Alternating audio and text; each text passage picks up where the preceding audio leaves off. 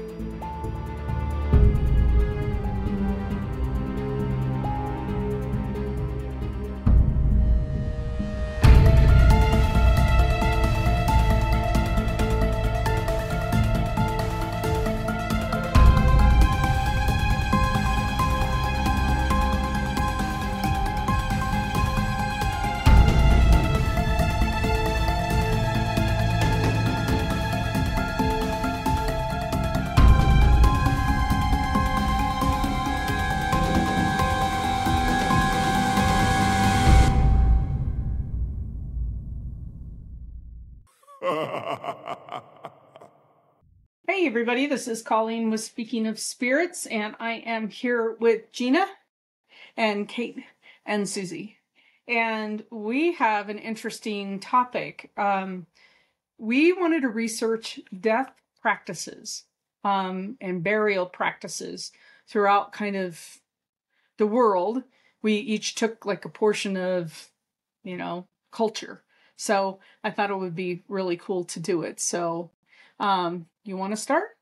Sure. Okay, hopefully I'm going to pronounce this correctly.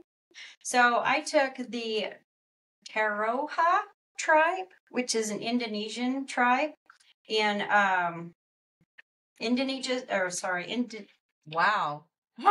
indigenous to Tanna. Okay, got it. Indigenous to where? Tanna, the southern part of Indonesia. Okay. Okay, so when someone passes away, they take them into a room. They start preparing them with formaldehyde and water. They have herbs and everything. So it's not too shocking, right? But if they don't start preparing that and then feeding them, so they ritually feed them and until they have to bury them. If they don't follow those ritual practices, they are only considered ill and not dead. I found that interesting. Mm-hmm. So, yeah, just ill. Not dead. So not dead until they're decayed? Till they're fed. Till they're not fed. Dead. Till you're fed. Till they're fed. So if someone just died out in the bush and they didn't have the ritual going, then they were just considered ill, but not deceased. Interesting. Yes. And then from there, after that, they will prepare the dead after feeding them, and then they will bury them. Then they'll have kicking competitions where they just go out and kick each other, and that's part of the ritual. The living people, yes. The living kick each other. Yes, in the shins. I have no idea why. I didn't read into that too much. Okay. But then the following year, they will go dig their relative up. They will wash them again. They will dress them in nice clothes. They will ritualistically feed them.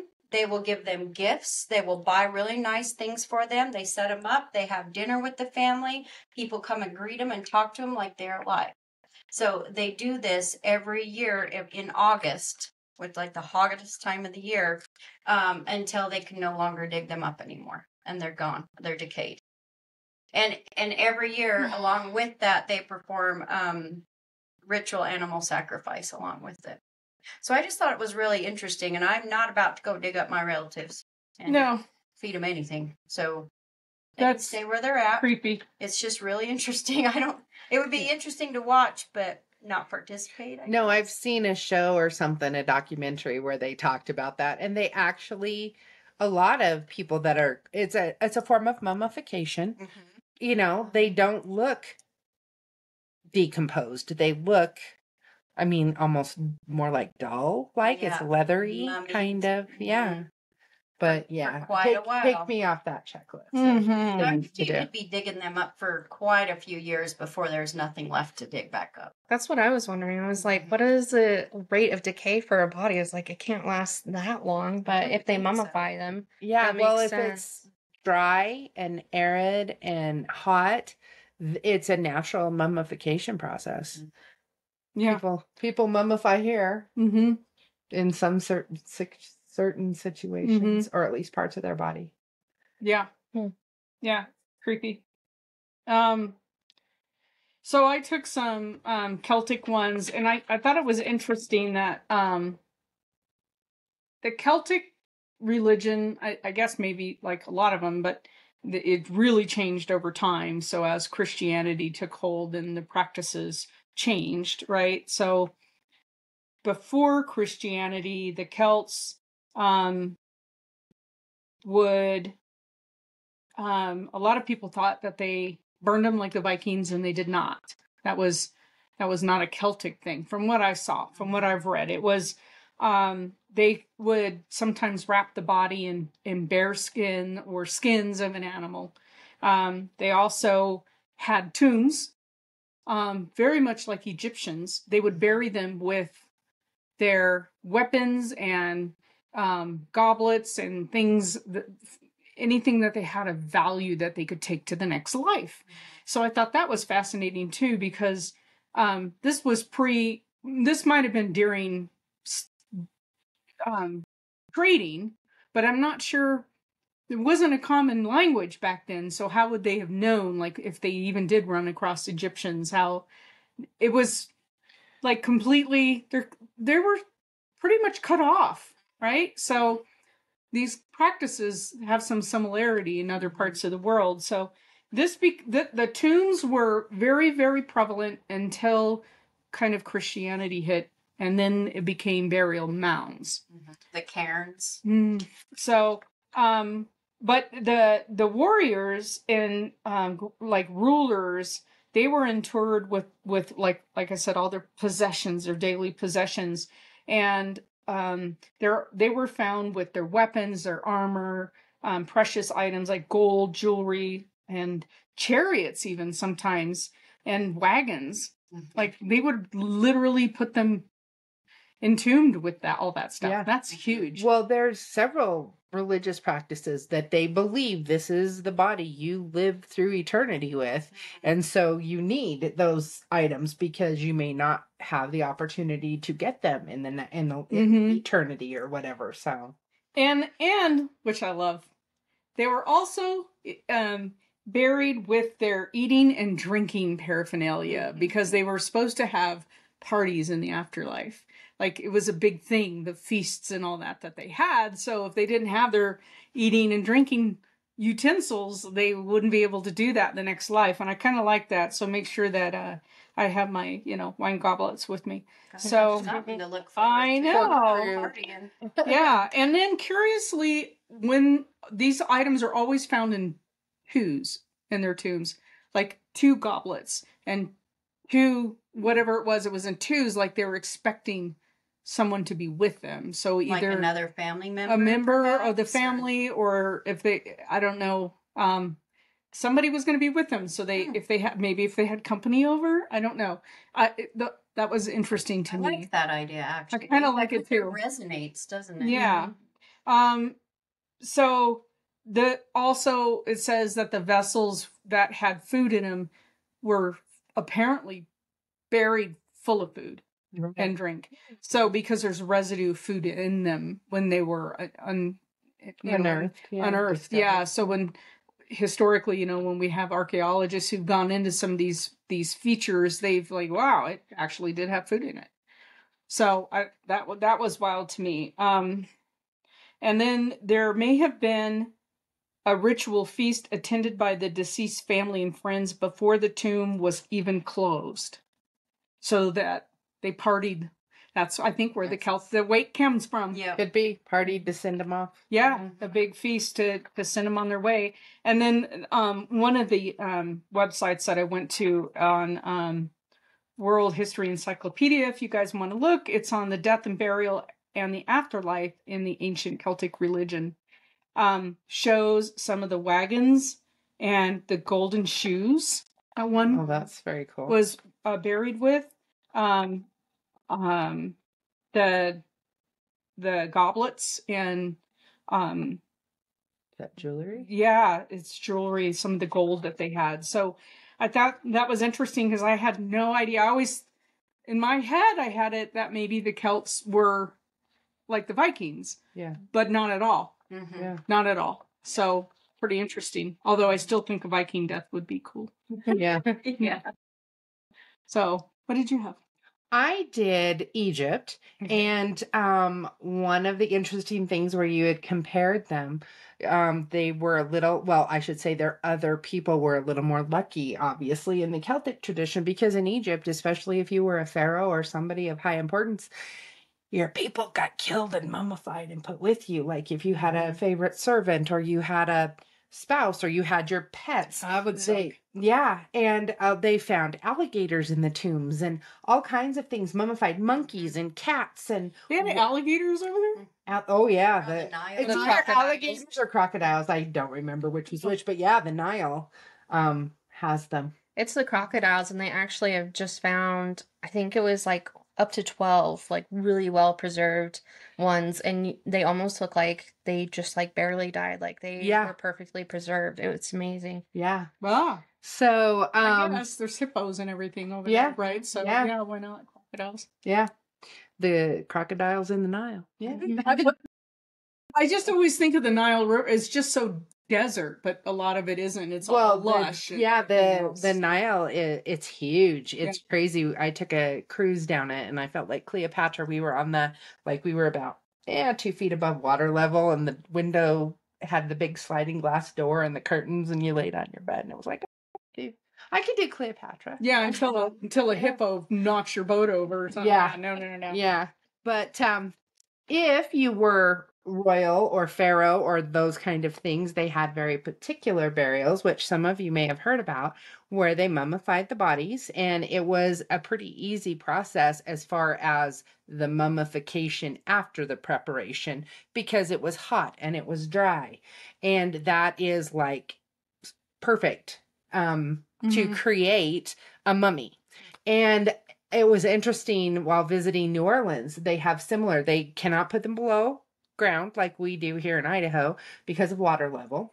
And it's very hot and it's very dry. And so some of them have a 3-layer vault, and they put the new ones at the top. And when they're ready to put the next one in, they move them down. And then they take who was ever there and put them in a box and put them in the bottom. And you can have full families inside these vaults. But with the Egyptians, they had priests that would take and prepare the pharaoh's body.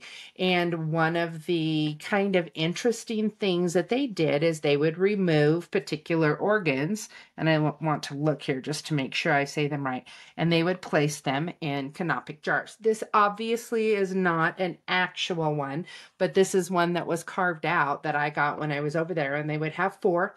They would have specific gods on the heads, depending on which organ was inside of it.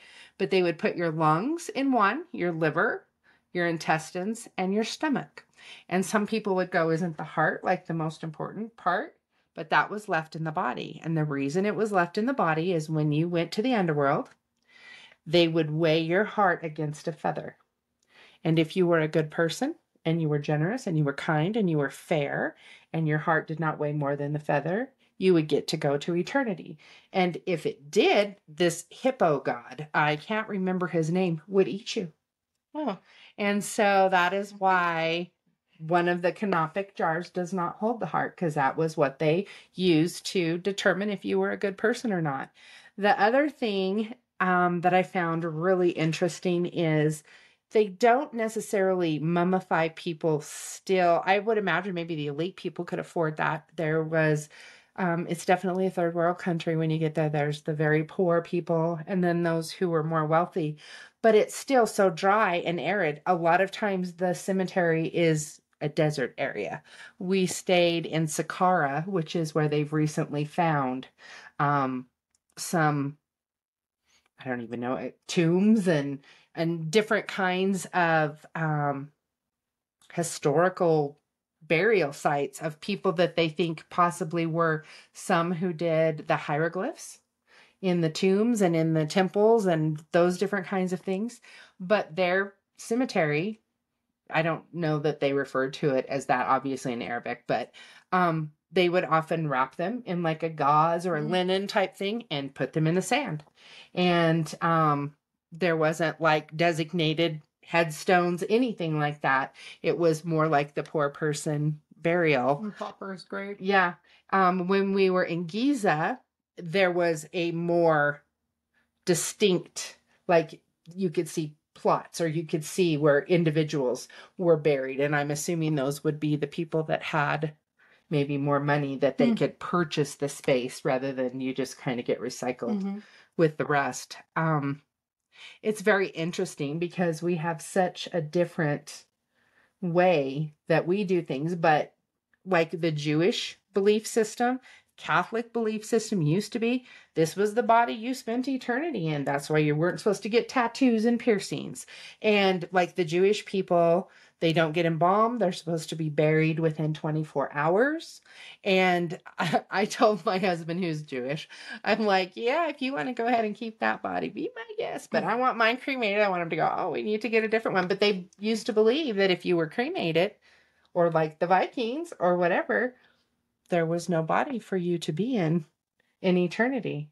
So it's very interesting because there are similarities in different cultures and religions, and then there's very different, completely contradictive ways of things being done. But yeah, when my husband got his tattoos, his mother about had a fit. And he's got 3 now. He's got one on each arm and then one on the back of his leg. And you are defacing the temple of God. That is your temple that your soul resides in. What is this, Gina? This is a scarab. And I brought this because they would use these sometimes. They're little beetles, but they've been around forever. And oftentimes they would eat the flesh off of some of the bones. But this has got the hieroglyphs on both sides of it, and it was carved, and these would be the little vendors on the side of the road that would attack your tour bus and wanting you to buy things. But I've always been fascinated by the scarabs. And and I can't even remember what town we were in, but the guy was telling us he was the great grandson of, it was Memphis. There you go. Great grandson, and he had real scarab beads that were used, and we're like, yeah, okay. I didn't bring that one, but it's really funny. But yeah, and they often had curses. Like if you paid attention when they brought up King Tut, there were booby traps and different things like that. And speaking of superstitions, that they would have like acid that would come out when people tried to open things, and like with the canopic jars went in a square kind of a box type thing, and each one had its own special place in there. And the awful, terrible people throughout time that robbed the tombs and stole the bodies and different things like that, it's no wonder that they would want to put kinds of curses, but I don't know if I would call it a curse or more the booby trap kind of thing. So I always found it interesting when I studied history that they didn't keep the brain.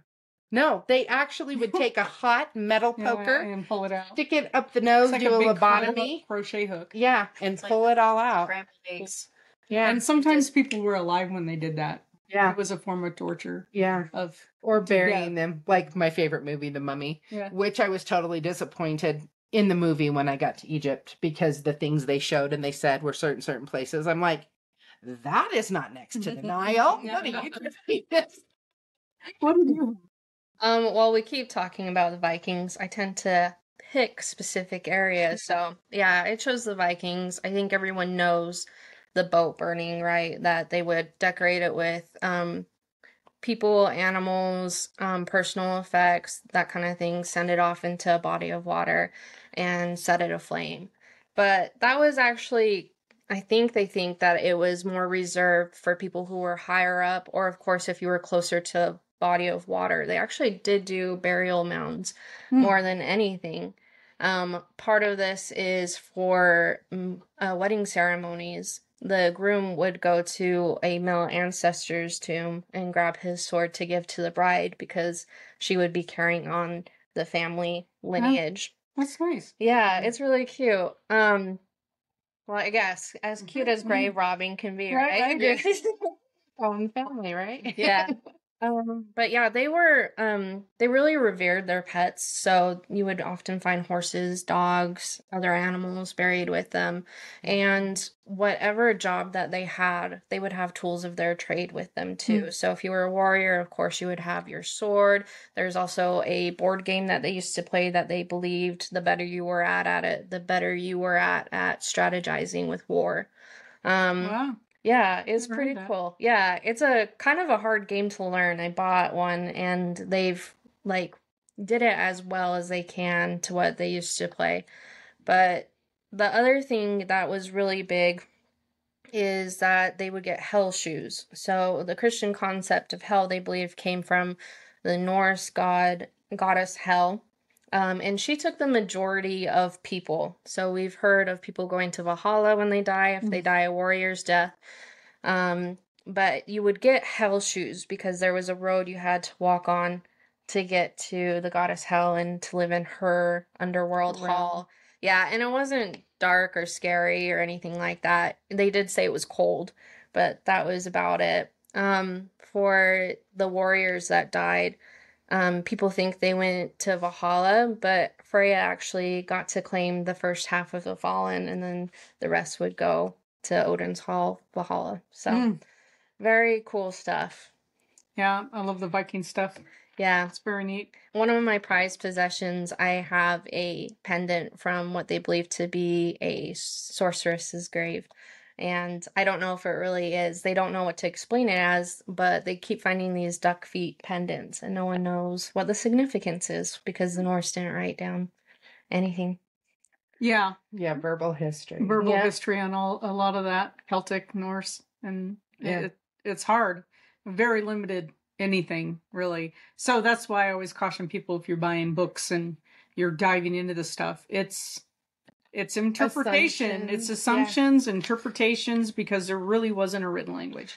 And a lot of it's been Christianized because the monks would write everything down. And so you also have to take a look at it with that perspective because, you know, they were trying to show that these other ways or pagans were bad people. So you have to be really careful about what you believe. And you kind of just got to go with what you feel's right. Like, how else do you do it? Right. Yeah. Well, one of the things that I found interesting watching the Viking series, even though obviously it's not literal, Not very but historically the accurate. people and different things like that, it was a lot of the the Vikings were the ones who traveled to other countries. It's Norse and it's Scandinavian kind of people, but a lot of them converted to Christianity. Yeah, they did. One of them became, I want to say it was a king of France because he ended up marrying a queen. It was Rollo. And but in order to do that, he had to be Christian. They did have a king too at one point that really forced Christianity upon the people. Like it was either accept this or die kind of thing. And so that was Christianity pretty much everywhere. Yeah.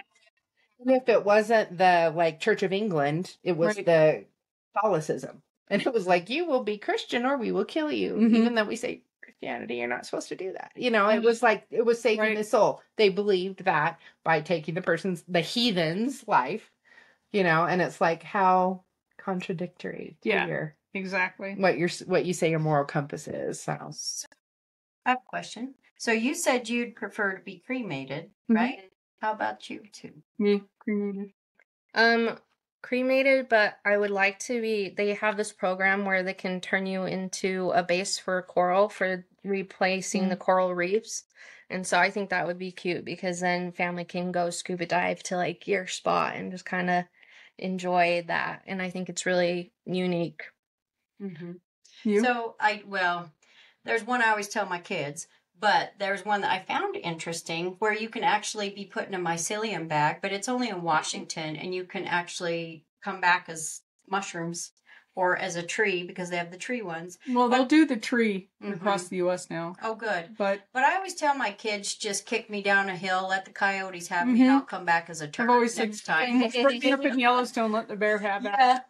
But there actually is, if anybody's interested, there's a wait list, so I don't know how you know when you're going to die, you know. We're all on the wait list. Yeah, but in Colorado, they are doing Viking deaths up there. They're Viking burials in a lake. there's a wait list for it. So I don't know if you have to be frozen until then, kind of thing. You prepay and then but they have a permit to do Viking, the burning on a raft. They put you on a raft and send you out and burn you up. A lot of environmental questions. Well, that's why it's a limited number. I don't know why. It's going into the microbes of the lake. No formaldehyde, no. Yeah. No. You couldn't. Yeah, you couldn't probably have any of that. But you probably could be frozen until such time your number came up on the list. Probably all natural things. No plastic. Yeah, they have a whole list of stuff. I thought that was pretty interesting. It's only in Colorado from what I've seen. So very cool. Yeah. No, I told my kids, cremate me. I don't need they hate going to the cemetery. They hate going to see, being there. I love cemeteries, but I'm like, scatter me everywhere, because then anywhere you go, mom's going to be there. So you don't have to be in a particular place and anything like that. Because like I said, I'm checking this body out. I'm going to take a new model when I need it. So, well, ladies, whenever 2 or more. Oh, there you go. Whenever 2 or more women get together, amazing things happen.